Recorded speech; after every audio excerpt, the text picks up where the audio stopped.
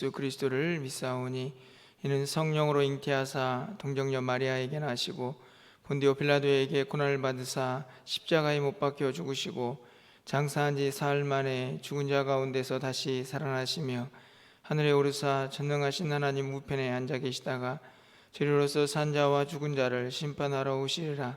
성령을 믿사오며 거룩한 공회와 성도가 서로 교통하는 것과 죄를 사하여 주시는 것과 몸이 다시 사는 것과 영원히 사는 것을 믿사옵나이다. 아멘. 찬송가 91장 찬양드리겠습니다.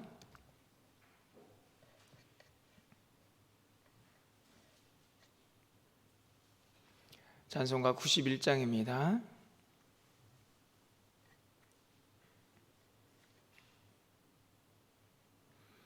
슬픈 마음 있는 사람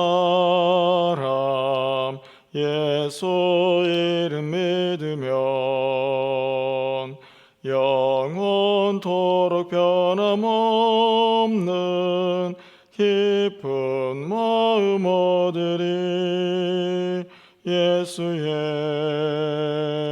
이름은 세상의 소망이요 예수의 이름은 천국의 기쁨일세.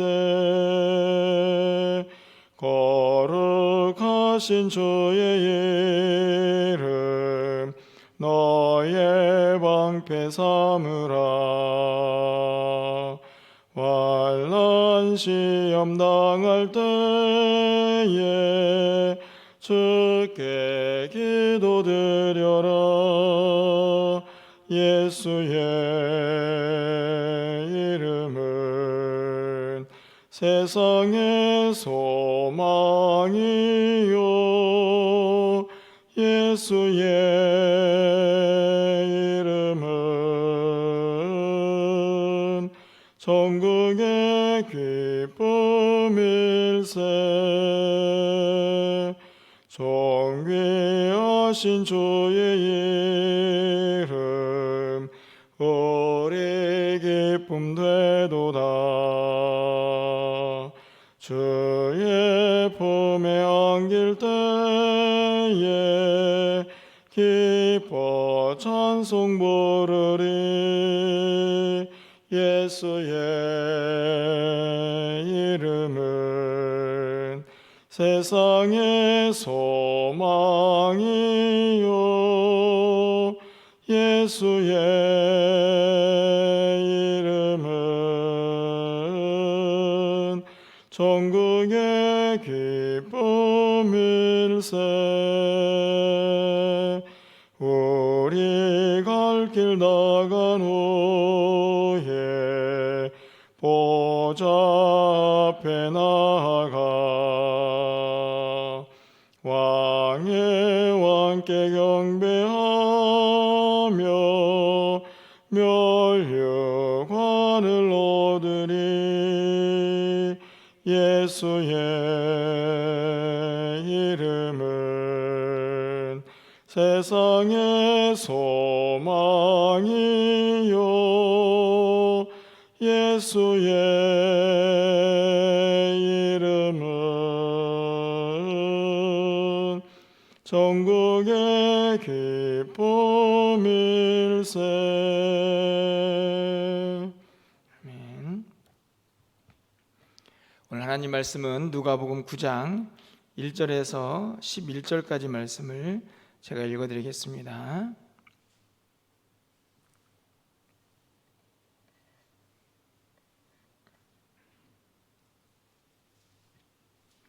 누가복음 9장 1절에서 11절까지 말씀입니다. 예수께서 12제자를 불러 모으사 모든 귀신을 제어하며 병을 고치는 능력과 권위를 주시고 하나님의 나라를 전파하며 앓는 자를 고치게 하려고 내보내시며 이르시되 여행을 위하여 아무것도 가지지 말라. 지팡이나 배낭이나 양식이나 돈이나 두벌 옷을 가지지 말며 어느 집에 들어가든지 거기서 머물다가 거기서 떠나라. 누구든지 너희를 영접하지 아니하거든 그 성에서 떠날 때에 너희 발에서 먼지를 떨어버려 그들에게 증거를 삼으라 하시니 제자들이 나가 각 마을에 두루다니며 곳곳에 복음을 전하며 병을 고치더라. 분봉왕 헤롯이 이 모든 일을 듣고 심히 당황하니 이는 어떤 사람은 요한이 죽은 자 가운데서 살아났다고도 하며 어떤 사람은 엘리야가 나타났다고도 하며 어떤 사람은 옛 선지자 한 사람이 다시 살아났다고도 함이라.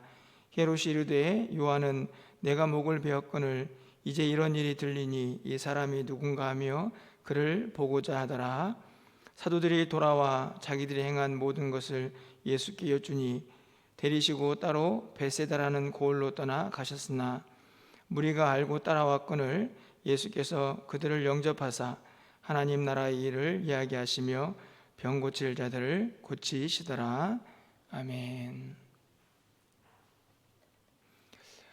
예수님께서 공생애를 시작하시며 두루 다니시면서 하나님 나라의 복음을 전파하게 됩니다.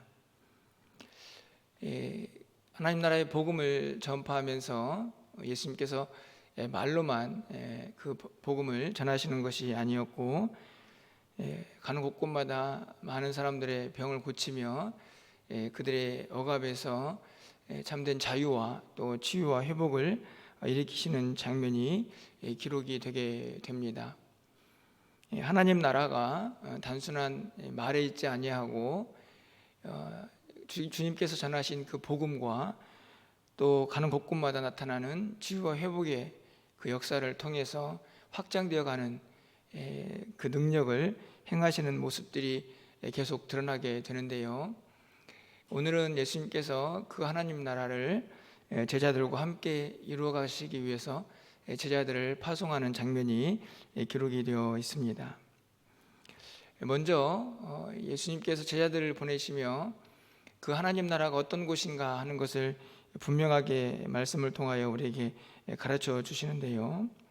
오늘 2절 말씀을 먼저 가서 보시면 하나님의 나라를 전파하며 앓는 자를 고치게 하려고 내보내시며 라고 기록을 하고 있습니다.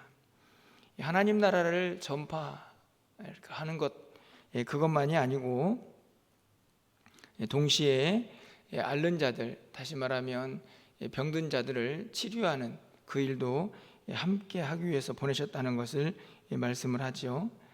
6절에서도 반복됩니다. 제자들이 나가 각 마을에 두루 다니며 곳곳에 복음을 전하며 병을 고치더라. 복음을 전했습니다. 그것으로 끝나는 것이 아니고 아울러서 병을 고치는 능력도 함께 행하고 있는 것을 발견할 수가 있습니다. 11절 하반절도 동일하게 기록되어 있습니다. 하나님 나라를 이야기하시며 병 고칠 자들을 고치시더라.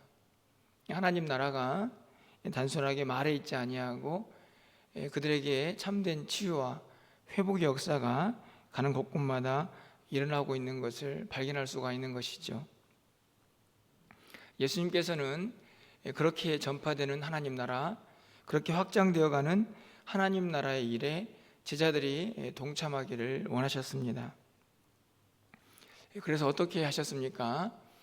단순히 제자들에게 가서 하나님 나라를 전해라 이렇게 말로만 하지 않으시고 1절 말씀에 보면 그들에게 권한과 또 능력도 함께 주시는 것을 발견할 수가 있습니다. 1절 말씀입니다. 예수께서 12제자를 불러 모으사 모든 귀신을 제어하며 병을 고치는 능력과 권위를 주시고, 제자들을 그냥 보내지 않으시고 그들에게 병 고치는 능력도 또 권위도 주셨다라고 분명하게 말씀을 하고 있는 것이죠. 예수님께서 전하신 하나님 나라, 그리고 그분이 가시는 곳곳마다 일어났던 치유의 회복 그 역사가 또 제자들을 통해서도 동일하게 일어나기를 예수님께서 바라셨던 것입니다. 오늘 10절 이하에 가보면 오병이어의 사건이 등장을 하고 있습니다. 예수님께서 가는 곳에 많은 제자들이 많은 사람들이 함께하게 되죠. 그때에 예수님께서 제자들에게 이렇게 말씀을 하시는 장면이 13절 상반절에 기록이 되어 있습니다. 13절 상반절을 가서 보시면 예수께서 이르시되 너희가 먹을 것을 주라 하시니, 많은 사람들이 모였습니다. 제가 읽지는 않았지만 본문에 보면 남자만 5천 명이었다라고 기록을 하고 있습니다. 그런데 우리가 알다시피 그들에게 가지고 있었던 것은 오병이어 뿐이었죠. 떡 5덩이와 물고기 2마리가 전부였습니다. 많은 사람들이 모였고 또 그들을 먹여야만 했지만 가지고 있는 것이 턱없이 부족했습니다. 제자들이 그들을 먹여야 합니다라고 말했을 때에 예수님께서 하신 이야기입니다. 너희가 먹을 것을 주라. 이 말씀 여러분들은 어떻게 들려지십니까? 너희가 먹을 것을 주라. 예수님께서 지금 그 상황을 잘 모르고 하시는 이야기일까요? 이미 때는 점점 어두워져 가고 상황은 빈들이고 그리고 수많은 사람들이 모여 있다는 사실을 예수님 눈으로도 분명히 목격했을 것입니다. 예수님께서 이 말씀을 하신 이유는 제자들의 믿음을 테스트하기 위해서였을까요? 아니면 어떻게 반응하나 보려고 하셨을까요? 물론 여러 가지 이유가 있겠지만 저는 오늘 이 1절부터 시작되어 있던 하나님 나라, 그리고 예수님께서 제자들을 통해서 그들이 해야 할 일들이 무엇인가를 말씀하셨던 전체적인 흐름과 맥을 같이 하고 있다라고 생각이 듭니다. 1절을 다시 올라가서 보시면 그들에게 능력과 권위를 주셨지요. 그냥 보낸 게 아니고 능력과 권위를 주어서 그들을 보내셨습니다. 그리고 13절에서 뭐라고 말씀하십니까? 너희가 먹을 것을 주라, 이렇게 말씀을 하시죠. 물론 그들에게 지금 이 오병이어를 불려서 5천 명을 먹일 수 있는 고난을 주신 것은 아니죠. 하지만 분명히 성경은 말씀을 합니다. 제자들을 보낼 때 예수님께서 그냥 보낸 게 아니고 그들에게도 능력과 권위를 주어서 보내셨습니다. 그리고 오늘 13절에서 말씀하시죠. 너희들이 먹을 것을 주어라. 저는 이 말씀을 통해서 예수님께서 제자들에게 정말 바라시는 것이 무엇인가 하는 것을 다시 생각해 보게 됩니다.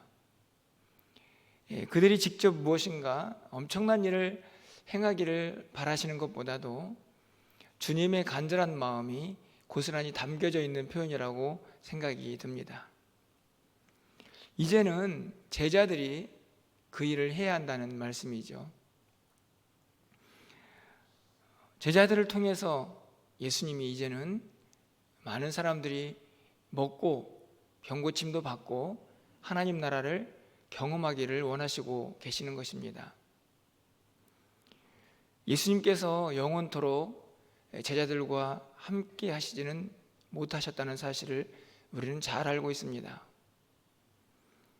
지금도 역시나 물론 우리가 영적으로 예수님과 함께하고 있지만 이 당시처럼 보이는 예수님과 함께 제자들이 하지 못했고 계속해서 그 일들이 이루어지지는 않을 것이라는 사실을 우리는 잘 알고 있습니다. 그 사실을 누구보다도 예수님이 잘 아셨을 것입니다. 이제는 제자들이 예수님의 일을 감당하셔야 했던 것이지요. 예수님께서 너희가 먹을 것을 주라 하시는 이 말씀 속에 장차 그들이 해야 할 일들이 분명히 드러나 있다고 생각이 듭니다. 저는 우리도 마찬가지라고 생각이 듭니다. 우리가 병 고치는 능력이 있고 또 오병이어를 많은 사람들에게 베풀어서 5천 명의 사람을 먹이고 남길 수 있는 능력이 있는 사람들은 아니죠. 하지만 복음은 그런 능력이 있습니다. 눈에 보이는 치료, 눈에 보이는 역사가 일어나지 않을지라도 복음을 듣고 많은 사람들이 절망 가운데에서 일어나고, 그리고 수많은 생명들이 새 소망을 갖고 또 영원한 천국을 소망하면서 영생의 기쁨을 누리게 하는 능력이 우리가 가진 복음에 있다는 말씀이죠. 오늘 제자들을 보내시면서 이제는 너희가 먹을 것을 주어야 한다, 너희가 먹을 것을 주라 라고 하시는 그 말씀 속에 바로 오늘 우리가 이 세상을 살아가면서 해야 할 막중한 사명이 담겨져 있지는 않은가 생각해 보게 됩니다. 우리를 통하여 우리가 가는 곳곳마다 하나님 나라가 확장되어 가고, 그곳에서 억눌리고 또 억압받는 많은 사람들이 참된 자유를 누리며 치유와 또 회복의 역사를 경험하기를 간절히 바라시고 있는 것입니다. 그렇기 때문에 예수님께서 제자들을 보내시면서 몇 가지 행동 양식을 그들에게 가르쳐 줍니다. 주어진 역할을 잘 감당해내기 위해서 예수님께서 부탁하신 내용들이죠. 먼저 3절 말씀을 좀 가서 보시면 이렇게 기록이 되어 있습니다. 이르시되 여행을 위하여 아무것도 가지지 말라. 지팡이나 배낭이나 양식이나 돈이나 두 벌 옷을 가지지 말며. 여기서 말하는 여행은 전도 여행, 다시 말하면 하나님 나라를 또 복음을 전파하기 위한 여행일 거라고 생각이 듭니다. 아무것도 가지지 말라 이렇게 말씀하시죠. 이 말은 쉽게 말하면 여행을 하면서 복음을 전하면서 하나님만을 의지하라 하는 말씀입니다. 이것저것 싸들고 다니면서 그렇게 넉넉한 삶을 누리는 것이 아니고, 어디를 가든지 간에 주님이 주시는 것을 먹고 주님이 주신 능력과 힘을 의지하면서 그 일을 감당하라 하는 말씀이 3절에 기록이 되어 있습니다. 주님만을 의지하면서 주님이 주신 능력을 행하라는 말씀이죠. 4절도 동일한 말이라고 우리가 이해합니다. 4절 말씀을 가서 보시면 어느 집에 들어가든지 거기서 머물다가 거기서 떠나라. 거기서 머물다가 거기서 떠나라 라는 말씀이 어떤 말씀인가 하면, 그 당시에 이 거짓 선지자들은 자기의 편리함을 위해서 어떤 집에 갔다가 좀 그 집이 불편하면 이내 다른 곳으로 옮겨가곤 했다고 합니다. 예수님의 제자들은 그러지 말라는 말씀이라고 볼 수 있습니다. 어떤 곳에 가든지 간에 그곳이 좀 자신에게 불편을 주고 조금 힘든 상황일지라도 그곳에 머물면서 계속 복음을 전하고 때가 되었을 때에 그곳을 떠나라 하는 말씀이죠. 이 말씀도 복음을 전하는 데 있어서 자신의 편의만 구하는 사람이 되어서는 안 된다는 말씀을 하고 있습니다. 뿐만 아니라 5절 말씀에서도 계속 이어지고 있는데요. 누구든지 너희를 영접하지 아니하거든 그 성에서 떠날 때에 너희 발에서 먼지를 떨어버려 그들에게 증거를 삼으라 하시니. 이 말씀에서 우리가 한 가지 기억해야 할 것은 바로 누구든지 너희를 영접하지 아니하거든 이라는 말씀이라고 생각합니다. 5절 말씀을 여러 가지 해석으로 할 수 있지만 우리가 한 가지 기억해야 할 것은, 우리가 복음을 전할 때에 모든 사람들이 그 복음을 다 받아들이는 것은 아니라는 사실입니다. 예수님께서 제자들에게 권위와 능력을 주셨죠. 하지만 그 복음을 듣는 사람들이 다 그것을 영접하는 것은 아니었습니다. 누구든지 너희를 영접하지 아니하거든, 이 말씀 속에 이미 그 의미가 담겨져 있죠. 그렇게 능력 있는 예수님의 제자들이 복음을 전했어도 여전히 그것을 믿지 않고 영접하지 않는 자들이 있었다는 말씀입니다.